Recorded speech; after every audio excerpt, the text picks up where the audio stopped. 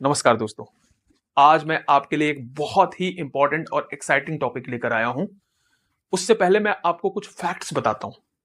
क्या आपको पता है कि हमारा ब्रेन दुनिया की सबसे शक्तिशाली चीजों में से एक है और हमारा शरीर जितना ऑक्सीजन लेता है उसका 25% सिर्फ ब्रेन कंज्यूम करता है। और ये दिमाग इतना लचीला और इतना फ्लेक्सिबल है कि आप कुछ भी सीखते हैं, कुछ भी लर्न करते हैं तो ये अपने इंटरनल स्ट्रक्चर के अंदर बदलाव करता रहता है। जी हाँ दोस्तों, आज हम बात करेंगे न्यूरोप्लास्टिसिटी के बारे में। यह बहुत ही चर्चा में आजकल न्यूरोप्लास्टिसिटी है, लोग काफी चर्चा कर रहे हैं इसके बारे में।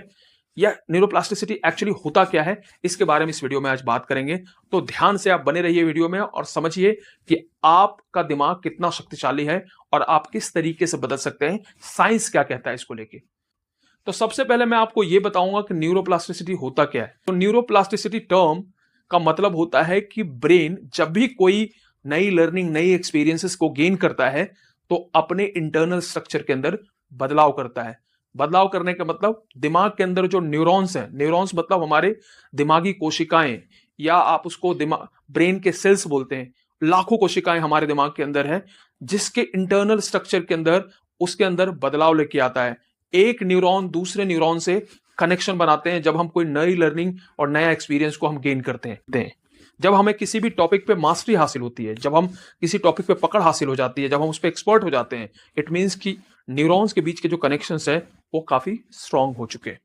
और एक दिन आपकी इतनी मास्टरी हो जाती है कि आप उस दुनिया में सबसे ज्यादा एक्सपर्ट होते हैं। ऐसे कई एग्जाम्पल है जिन्होंने बहुत प्रैक्टिस किया और अपने न्यूरो कनेक्शंस को बहुत स्ट्रांग किया। सबसे बेहतरीन एग्जाम्पल आप ले सकते हैं सचिन तेंदुलकर। वो 12 to 13 आवर्स की प्रैक्टिस करते थे अपने करियर के दौरान। आप ले सकते हैं एग्जाम्पल अरिजीत सिंह, जिन्होंने लगभग 3 से 4 घंटे रियाज करके अपने गले को बेहतर किया और मास्टरी हासिल करी, अपने न्यूरॉन कनेक्शंस को स्ट्रांग किया।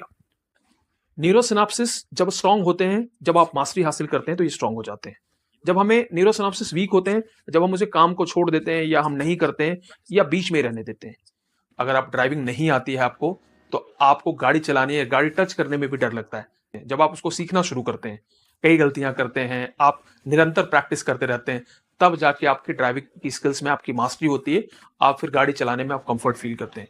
न्यूरोप्लास्टिसिटी हमें यह भी बताती है कि कठिनाइयों और चुनौतियों से कैसे निपटा जा सकता है। जब भी हमें कोई समस्या का समाधान निकालना होता है तो हमारा दिमाग नए तरीकों को सोचने की क्षमता को अपने आप डेवलप कर देता है। न्यूरोप्लास्टिसिटी हमें यह भी सिखाती है कि हमारी मानसिक सीमाएं लचीली है, फ्लेक्सिबल है। ये फ्लेक्सिबिलिटी हमें दिमाग के अंदर नए चैलेंजेस के लिए हमेशा तैयार रखती है और नए लर्निंग के लिए वो अपॉर्चुनिटी क्रिएट करती रहती है। साइंस ये कहता है कि हमारा और आपका ब्रेन एक जैसा है, कोई डिफरेंसेस नहीं है।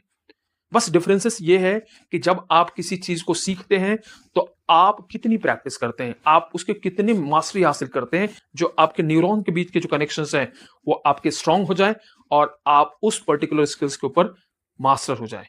कोई भी इंसान सफलता की हर बुलंदियों को छू सकता है और यह साइंस प्रूव करता है कि आपका दिमाग इसके लिए तैयार है। बस आपको एक बेहतर प्रैक्टिस की जरूरत है, एक सही प्लानिंग की जरूरत है और उस पर काम करने की जरूरत है और निरंतर काम करने की जरूरत है जब तक आपको सफलता आपके जीवन में हासिल नहीं हो जाती है।